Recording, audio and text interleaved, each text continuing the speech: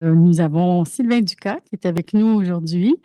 Sylvain qui œuvre comme urbaniste depuis plus de 40 ans et qui, pendant près de 10 ans, pardon, j'ai mal lu, puis à la Ville de Montréal entre 1987 et 2018, a occupé divers postes en planification urbaine et gestion de projet, a été le directeur de l'urbanisme de la Ville de Montréal entre 2013 et 2018. Il a dirigé aussi plusieurs équipes, donc j'en passe un tout petit peu. Il a été conseiller stratégique au Québec et à l'étranger. Il a une vaste expérience aussi à l'étranger. Là, je sais qu'il ne sera pas content que j'en parle, mais Sylvain est membre émérite de l'Ordre des urbanistes du Québec et de l'Institut canadien des urbanistes. Et non seulement ça, il est aussi l'un des grands ambassadeurs de l'EJUQAM. Merci Sylvain de venir. Et il va nous parler de controverses publiques au cours des années, mettant aussi en cause les démarches de l'absence, peut-être. Voilà. Alors, merci Sylvie de cette présentation. Merci beaucoup de l'invitation. C'est un honneur d'être ici, puis en même temps, d'être le dernier, des fois, beaucoup de choses ont été dites. Je vous risquez d'entendre des choses qui ont été dites, et c'est heureux, c'est peut-être qu'il y a un fil conducteur dans ces propos qui ont été tenus aujourd'hui. Alors, ce que je voulais, mon propos sera assez simple finalement. On l'a dit, il y a eu donc des projets urbains, d'infrastructures de transport. On ne l'a pas beaucoup mentionné aujourd'hui, mais j'aimerais bien qu'on en parle également, qui font l'objet de controverses publiques au cours des années.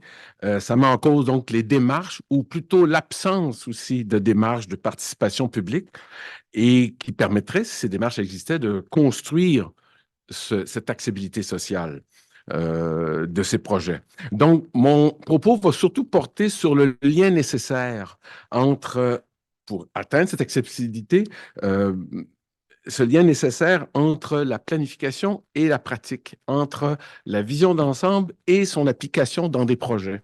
Alors, ça fait référence également je vais surtout mettre l'accent sur la question des projets urbains, donc des projets d'envergure, parce que d'autres cas ont été cités, mais je vais mettre l'accent de mon propos là-dessus, parce que cette notion de bonne pratique de gestion de projet fait évidemment référence à la question de l'accessibilité sociale.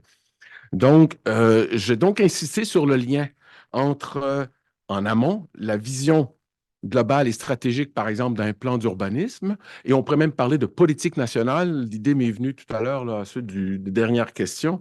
Donc, du lien nécessaire d'une vision d'ensemble, à la fois stratégique, globale, qui doit être associée également pour bâtir cette vision à une démarche de participation publique. On s'entend sur une certaine vision, pour que ça se traduise ensuite dans des plans de secteur et surtout dans la mise en œuvre de ces politiques ou de ces plans dans des projets urbains, entre autres, qui doivent aussi être associés à des démarches de participation publique. Alors, en gros, c'est le propos que je veux vous tenir. La notion d'accessibilité sociale dans les projets, Mme Nietz l'a rappelé, elle est inscrite depuis une vingtaine d'années dans cette vision. Entre autres, il y a un organisme nord-américain, le PMI, le Project Management Institute, qui développe tous ces processus de bonnes pratiques de gestion de projet qui rappellent l'importance de la gestion des parties prenantes, comme on appelle. Je déteste ce terme, mais c'est le terme accepté, malheureusement. Et il y a également, j'avais justement mis dans ma liste ce fameux guide de bonnes pratiques du Conseil patronal de l'environnement du Québec, qui justement a présenté comment on pourrait s'y prendre, surtout en matière environnementale. Le Conseil patronal de l'environnement met l'accent sur les projets, entre guillemets, qui sont soumis à un processus d'évaluation environnementale, notamment le BAP, mais à rigueur les projets environnementaux soumis au processus du gouvernement du Canada. Évidemment, tout le monde le reconnaît maintenant, l'absence donc d'une gestion appropriée des parties prenantes, de la position de la population, et donc qui ne permet pas d'aller chercher, de construire cette accessibilité sociale, ça présente des risques importants sur le plan social, sur le plan de la réputation des entreprises, des promoteurs ou même des institutions. On peut penser à des cas qui ont été cités tout à l'heure, le cas de Nordvolt actuel. Ça met en cause un peu la légitimité de l'État, on peut se le dire, dans sa façon de procéder. J'entends, ce n'est pas en tant qu'État, mais comment procède-t-il? Je rappelle pour les gens de Québec, il y a un certain projet, le phare, qui n'avait pas suscité toujours beaucoup d'adhésion non plus. On a vécu le cas de Griffintown ici à Montréal, bien entendu. J'avais le cas du casino également, que j'avais mis dans ma liste, et certains projets routiers ou de transport collectif. On ne les nommera pas, on les connaît tous. Donc, ce sont des cas réels où, en l'absence de démarche précise et en l'absence, je le rappelle, d'une vision d'ensemble dans ces domaines-là, qui devrait conduire à l'élaboration de projets concrets, fait en sorte que leur acceptabilité est difficile aussi à mettre à construire. Donc, en un terme, il faut que cette démarche visant cette acceptabilité sociale soit amorcée dès le début du projet, dans les phases de planification. On le répète, mais ce n'est pas toujours le cas. Et les cas où on le fait, ben, ça marche un peu plus. Alors, un autre, il y a un effet, pardon, il y a un événement ou un fait que je veux plutôt rappeler, c'est que sur le plan juridique, au contraire des démarches en urbanisme, en environnement, on a un cadre juridique un peu plus solide à cet égard. Donc, on connaît la procédure du BAP, on connaît la procédure du gouvernement fédéral à cet égard, au point que des grandes entreprises comme Hydro-Québec ont intégré justement des équipes entièrement dédiées à cette question de prise en compte de l'activité sociale et dans toute leur procédure de gestion de projet. Au point que justement le CPEQ, le Conseil patronal de l'environnement du Québec, incite ses membres, entreprises privées, à se doter aussi d'équipes capables de gérer ces questions-là. Mais en matière d'urbanisme, malheureusement, notre référence juridique, c'est la LAU. Et la loi sur l'aménagement et l'urbanisme ne tient pas, mais d'aucune façon, compte de cette question-là. Parce que la LAU, depuis sa création en 1979, en fait, elle a été créée au moment où moi, je finissais mon bac ici, là, donc ça vous donne un aperçu de l'âge de la loi, disons ça. Et donc, la LAU a toujours été et l'est encore dans une perspective procédurale et dans une perspective réglementaire. Ce qu'on encadre en termes de processus de participation publique, c'est carrément le processus d'adoption du règlement de zonage qui peut conduire jusqu'au processus référendaire. Mais on n'a pas un mot, on n'a rien d'écrit dans notre cadre juridique ou en plein de cadre de référence sur les démarches de participation publique. Tout ce qu'on a, c'est une pratique qui s'est développée au fil des années. On a eu des exemples tout à l'heure avec Valérie. Je vais vous en citer d'autres tout à l'heure. Et quand on parle donc d'un projet d'envergure, un projet urbain, puis j'en cité des exemples tout à l'heure, ben, il ne s'agit pas juste d'évaluer l'implantation d'un immeuble qui est validé par un règlement de zonage ou un PPC-moi, comme on dit dans notre jargon, mais ça implique plusieurs immeubles, ça implique des infrastructures, ça implique des équipements collectifs, des écoles, des centres de loisirs, des parcs, des systèmes d'égouts, et il n'y a rien dans notre démarche reconnue de planification pour prendre ces choses-là en compte et en discuter. Alors,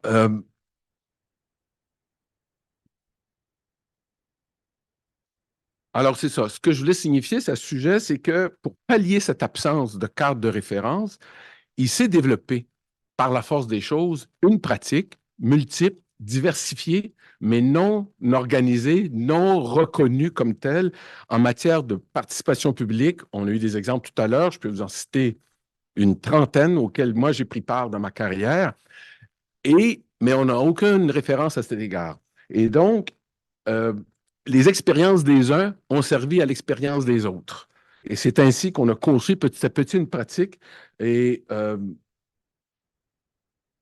malheureusement, comme il n'y a pas un cadre spécifique à ce sujet, il s'agit souvent de la volonté politique locale ou de la volonté administrative ou d'une intention de bien faire les choses qu'on met en marche. Et quand on ne le met pas, ben là, ça donne justement des cas. On en a cité quelques-uns, Casino dont on parlait tout à l'heure, des cas où justement ça soulève la suspicion, le scepticisme, le cynisme même de la part de citoyens qui disent, ben c'est ça, on sait bien, le projet est déjà organisé d'avance. Dans le terme québécois, on dit il est cané et on est pris devant un fait accompli. Alors, dans ce sens-là, j'aimerais faire un retour sur certaines expériences montréalaises qui sont un peu plus positives tout de même. À ce sujet, je vous ramène en arrière. En fait, les démarches, la notion d'accepté sociale date effectivement du tournant des années 2000, mais déjà dans les années 70, on parlait de participation populaire, à la suite donc des mouvements de groupes de citoyens. Et c'est dans cette foulée que des partis politiques municipaux à Montréal, le Rassemblement des citoyens de Montréal, s'appuyaient sur cette notion-là avec l'élection de M. Jean Doré du RCM, Rassemblement des citoyens de Montréal en 86, et un peu plus tard, M. Lallier à Québec, qui a créé les conseils de quartier, cette notion de discussion, de participation populaire, participation publique, a commencé à pénétrer notre pratique municipale et s'est répandue depuis ce temps-là. J'ai pris part donc dès 1987 à l'élaboration du premier plan d'urbanisme de Montréal et c'était une première démarche de participation publique à ce sujet-là. Et entre 87 et 92, le processus donc d'élaboration du plan d'urbanisme, on a pour une première fois à Montréal, pour la première fois, les Montréalais avaient le droit de parole pour exprimer leur vision sur l'aménagement de leur ville, l'aménagement de leur quartier. C'est une première. Ça s'était jamais fait. Et on a, pendant les 3 ans formels où on a tenu cette démarche-là, on a organisé dès le départ, et c'était le conseil qu'on a fait à l'administration municipale, si on avait suivi un processus traditionnel de planification, on aurait mené des études pendant 2, 3 ans, puis on serait arrivé avec une proposition, et ça prenait trop de temps. L'équipe politique voulait agir vite, ils avaient probablement raison. Et donc, ce qu'on a fait plutôt, c'est qu'on a remis ça à l'envers et on est allé s'informer, nous, auprès des citoyens. On a organisé quelques 200 assemblées publiques durant ces années-là, où on arrivait carrément, quasiment avec une page blanche. On avait signifié quelques enjeux qui nous semblaient pertinents, mais on demandait aux citoyens, donc on réunissait les groupes de citoyens et la population invitée en général à venir faire part de leur point de vue sur les enjeux d'aménagement de leur quartier, de leur arrondissement. On a rassemblé tout ce matériel pour proposer un projet de plan d'urbanisme resoumis à la discussion publique. Un processus qui a donc duré 3 ans d'échanges pour donner un produit que certains peuvent aimer, d'autres pas peut-être, mais dans lequel la majorité de la population se reconnaissait. Et donc, il y a eu des cas concrets de consensus qui se sont construits. Je donne le cas, bon là, pour les gens qui sont plus jeunes que moi, vous ne pouvez pas vous en rappeler, mais quand M. Drapeau gérait cette ville, il y avait un règlement de zonage ici au centre-ville de Montréal qui couvrait depuis la rue Papineau jusqu'à Atwater et de la rue Sherbrooke jusqu'au fleuve, où là, je reprends un terme concret d'urbanisme, où le COS, le coefficient d'occupation du sol était de l'ordre de 12. La densité était de 12 partout. Ce qui a donné lieu à une aire de stationnement. En 88, 25 du territoire du centre-ville de Montréal était constitué de terrains vacants, des terrains de stationnement. 25. Aujourd'hui, il en reste 3-4. Ben, c'était interdit à partir de ce moment-là. Et donc, il y a eu un consensus qui a été établi à ce moment-là parce que les promoteurs ils prenaient part aux discussions, des groupes de citoyens prenaient part aux discussions pour limiter cette densité à ce qu'on appelait le centre des affaires. On l'a réduit donc de Drummond à Clark, de Sherbrooke à Notre-Dame. Et en dehors de ce centre des affaires où les hauteurs étaient disponibles jusqu'à 200 mètres et 12 de densité, on rabaissait la densité pour permettre les projets de construction résidentielle. Et c'est ça qui a commencé à transformer le centre-ville de Montréal, qui a doublé sa population en 20 ans. Il y en avait 50 000 en 88, il y en avait plus de 100 000 au début des années 2000. Et donc, il y avait là un consensus. Je dirais que ce consensus n'a pas été réitéré depuis. Il y a des tours qui sont apparus au centre-ville, on n'a pas eu cette discussion. Mais à l'époque, on avait donc aboli ce débat qui faisait rage depuis 15-20 ans à Montréal sur la question de la densité au centre-ville. Le cas d'Angus. J'ai participé donc aux discussions à l'époque sur le terrain Angus, que vous connaissez maintenant aujourd'hui, qui était encore une zone industrielle. Il y avait un débat, je vous dis même violent, entre le syndicat des métallos qui tenait à une démarche industrielle, à une zone industrielle, pardon. Il y avait également des promoteurs qui ont voulu faire un centre commercial, puis les citoyens de Rosemont qui réclamaient aussi du logement social. On a fait un mélange de tout ça et ça a donné, le consensus a commencé à être construit entre les différents groupes à partir de cette discussion du plan d'urbanisme avec le projet que l'on connaît aujourd'hui. Voilà donc un exemple des exemples pour vous démontrer comment les discussions publiques peuvent justement aider à bâtir cette vision où on avait convenu donc d'un centre-ville dynamique et on avait aussi convenu du maintien des quartiers tels qu'ils étaient avec l'importance des espaces verts, l'importance du patrimoine bâti. À partir de cette vision-là, où on avait également déterminé des secteurs qu'on pouvait appeler à être transformés ou à développer, on a pu par la suite faire des démarches de planification plus précises sur des secteurs donnés.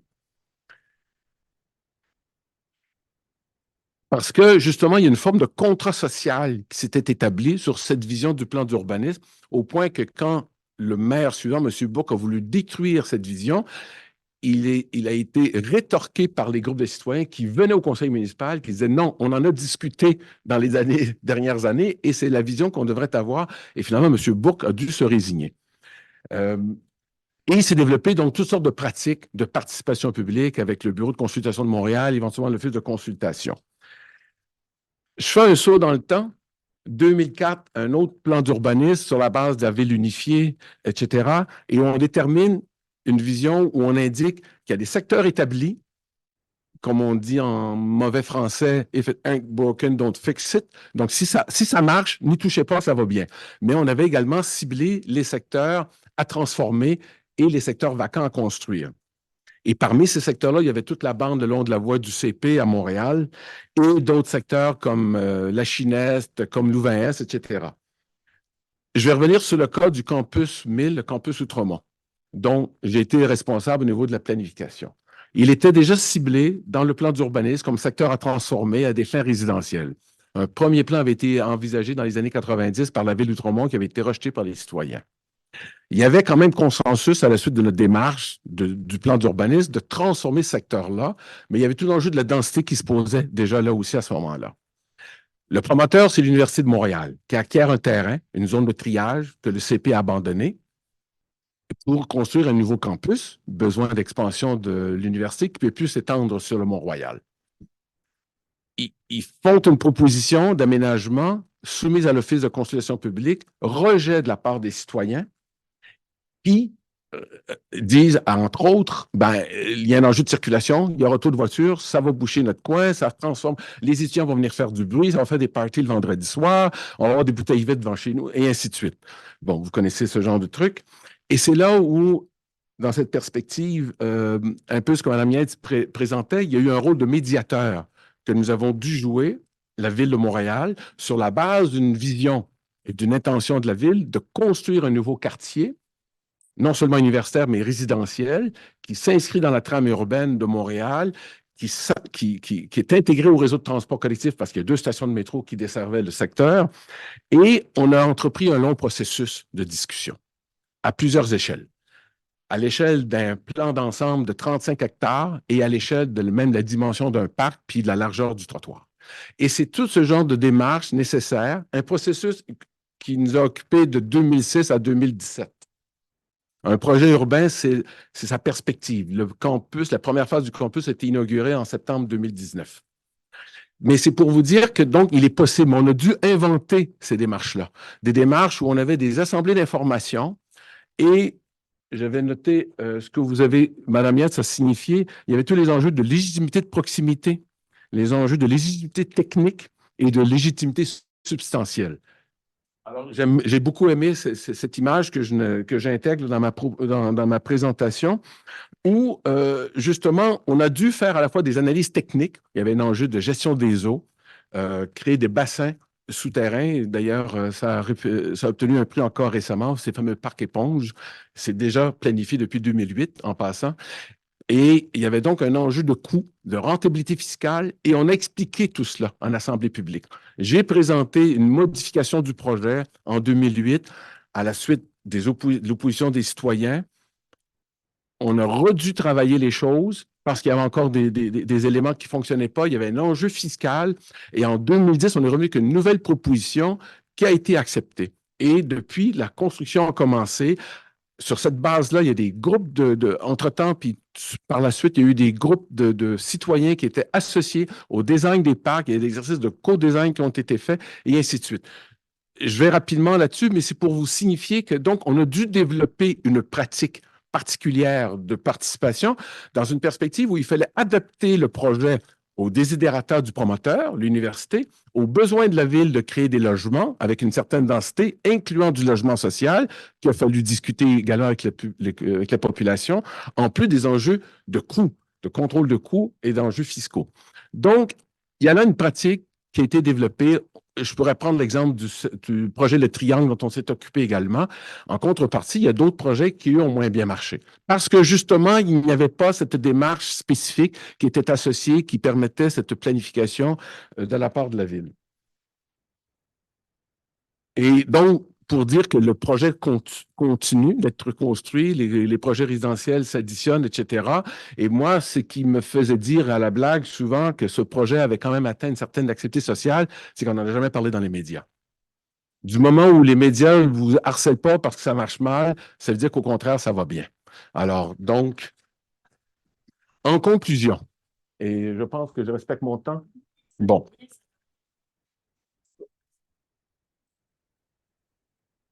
Je reviens à mon propos principal. Pour assurer une certaine cohésion sociale, un climat social sain, c'est automatique. Mais il faut se donner les moyens de le faire. Donc, il faut structurer nos démarches publiques pour que ces projets publics ou privés soient intégrés dans des processus connus et appliqués. Et là, le hic, c'est que ces processus ne sont pas systématiques et ne sont pas nécessairement connus. Donc, en matière d'urbanisme, il y a un lien à établir entre la planification urbaine d'ensemble, depuis le plan d'urbanisme, pour le rendre beaucoup plus stratégique, pertinent, qui détermine des secteurs d'intervention, qui s'appuie sur la concertation des citoyens, désigner justement ces projets majeurs, qui doivent être aussi associés à des démarches de participation publique, toujours dans une perspective d'accessibilité sociale. Cependant, à cet égard, notre cadre juridique est faible, carrément.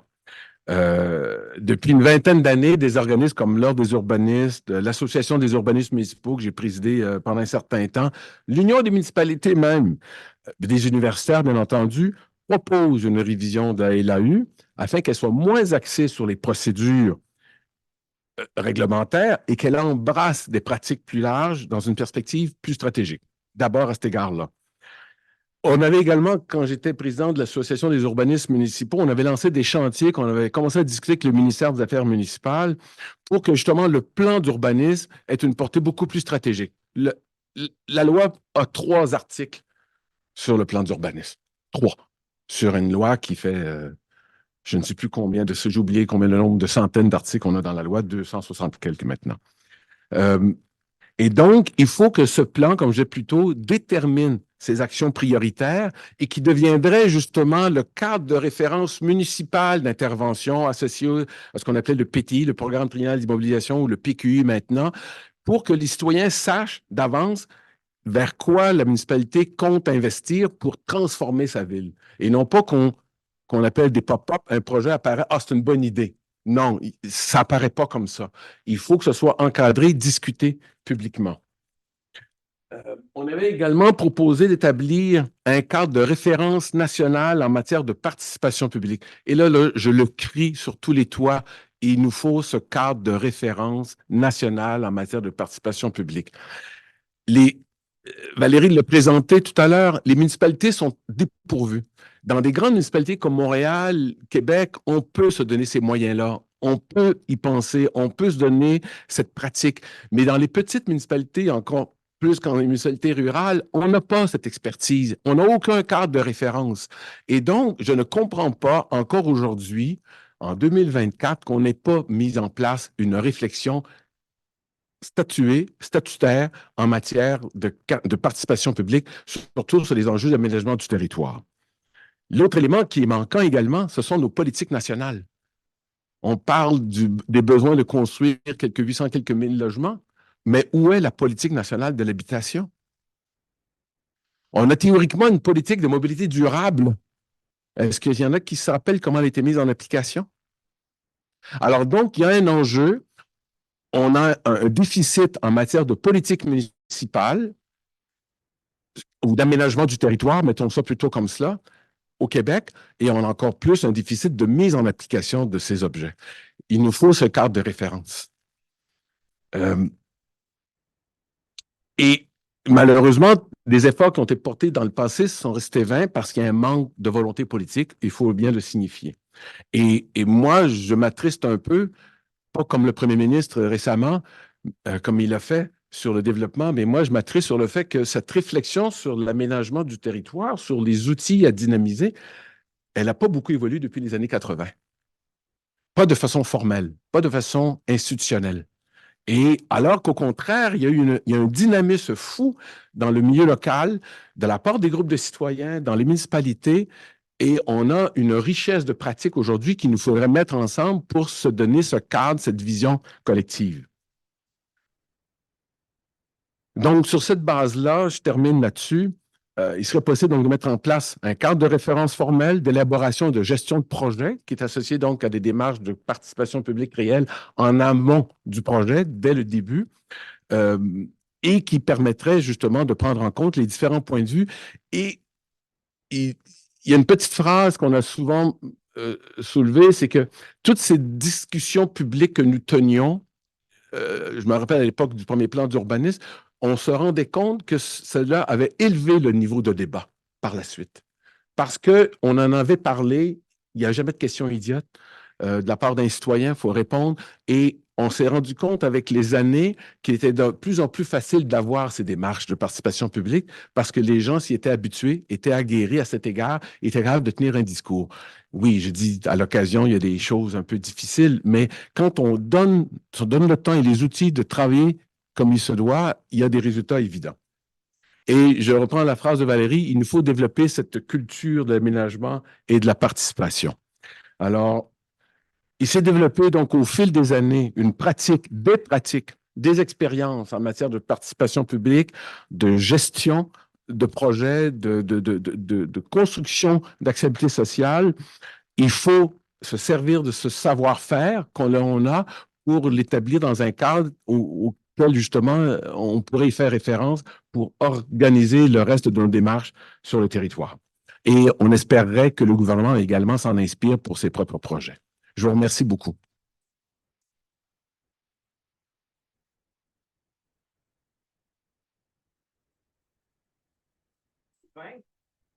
Est-ce qu'il y a des questions dans la salle? Il y en a une en arrière. On prend la question en arrière, oui. Vous pouvez parler de ça compte bien du gouvernement. Le gouvernement a annoncé dans le dernier les capitales une déclaration de restitution. Il va y avoir un chantier sur la question de la compétitivité comme mécanisme. Avec un fonctionnaire qui va devenir donc, je vais nous entendre davantage sur les champions dans la compétition. Est-ce qu'on a une heure? Non, sérieusement, c'est un peu le propos que je tiens. C'est-à-dire que il ne s'agit pas de réinventer la roue. On a déjà cette pratique, qu'à prendre les exemples que l'on connaît à Québec, à Montréal, dans les Laurentides, bon, un peu partout au Québec, pour se bâtir ce cadre de référence.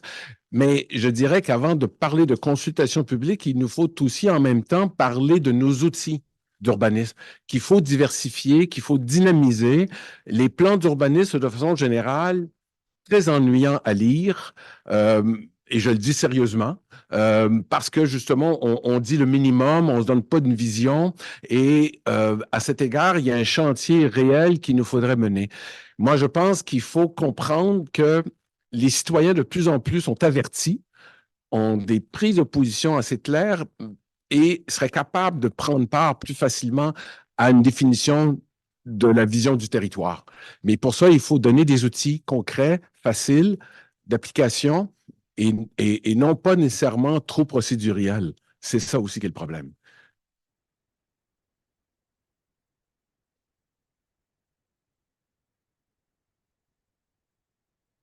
Est-ce qu'on a une autre heure?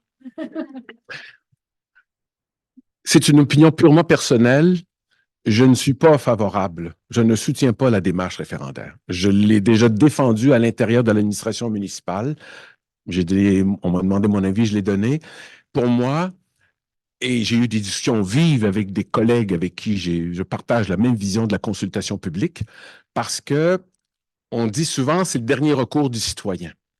Malheureusement, de la façon dont le référendum est construit, et j'ai cité des cas où des projets d'envergure, de portée municipale, voire nationale, peuvent être bloqués par 6 citoyens.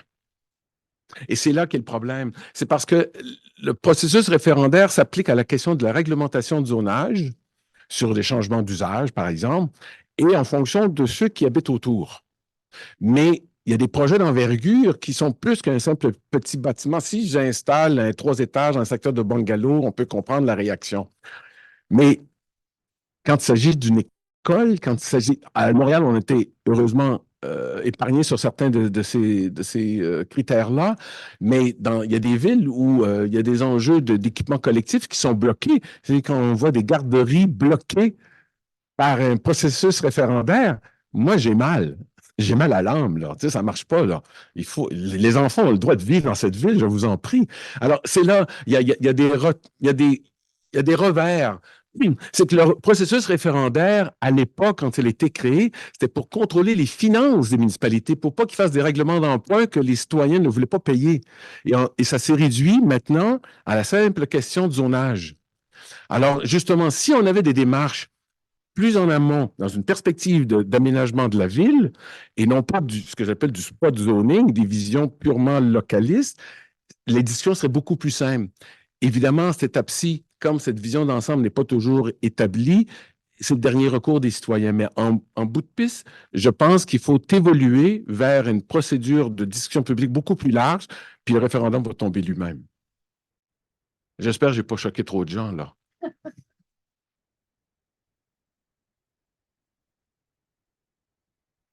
Ces questions-là? Dans vos différences de consultation, vous avez remarqué qu'il y avait des groupes représentés, est-ce qu'il y avait vraiment une réelle inclusivité? Souvent, en fait, il fallait toucher toutes les groupes citoyens parce que souvent, on a des profils plus avantagés dans nos citoyens qui sont consultés. Comment on fait pour vraiment avoir toute la population? Ça, c'est la grande question. Je vais être très franc avec vous, on ne peut pas garantir de la totale représentativité. Il dépend de la volonté des gens. Il faut utiliser tous les moyens d'information possibles. Déjà que les gens soient informés, ils ne sont pas obligés de venir à la consultation, mais ils seront moins informés, c'est le début. Et évidemment, dans des assemblées, vous avez plus souvent des gens qui sont contre que ceux qui sont pour. C'est normal. Hein? Cela dit, le débat doit se faire et c'est là qu'il faut prendre différentes méthodes de discussion. Alors, parmi les méthodes qu'on a utilisées puis qu'on utilise encore, c'est des groupes de citoyens qui sont réunis et qui échangent entre eux. On avait fait justement l'équivalent de ces tables rondes et les gens, au lieu de viser, par exemple, dans des projets qui étaient soutenus par la ville ou l'arrondissement, c'est pas la ville, l'arrondissement qu'il faut viser, il faut parler du projet. Et là, on entend les opinions de l'un et l'autre. Je reprends l'exemple d'Angus, malheureusement, c'était le cas. C'était une table ronde et nous, on avait pris un animateur externe et nous, en tant que responsable du plan d'urbanisme, on ne disait pas un mot, littéralement. Et donc, la discussion avait lieu entre les groupes de citoyens, modérés par un animateur. Et c'est l'inter-influence des différents participants qui avait fait avancer le débat. Alors, il y a des techniques, donc avec médiateurs et autres, mais il reste que de façon générale, c'est vrai que dans des assemblées d'information, des assemblées publiques, on n'a pas toute la population. Et c'est pour ça qu'il faut multiplier les différents processus ou les différentes techniques pour valider. Et il n'y a pas une réponse exacte. Ça dépend du projet, ça dépend de son ampleur, ça dépend du secteur. Ce n'est pas nécessairement les gens les plus favorisés qui se présentent. Ça, je vous le signale, entre autres, pour l'avoir vécu à plusieurs endroits. Et souvent, et je peux me permettre de le dire, dans le cas du campus Outremont, les positions les plus intéressantes venaient des gens de Parc Extension à cet égard parce qu'ils voyaient un avantage. Un avantage d'avoir un campus universitaire à leur porte avec des nouveaux parcs et ils sont venus le signifier. Alors que ceux qui s'opposaient au projet, c'était les gens d'Outremont. Alors, ça vous donne un aperçu. Merci à vous.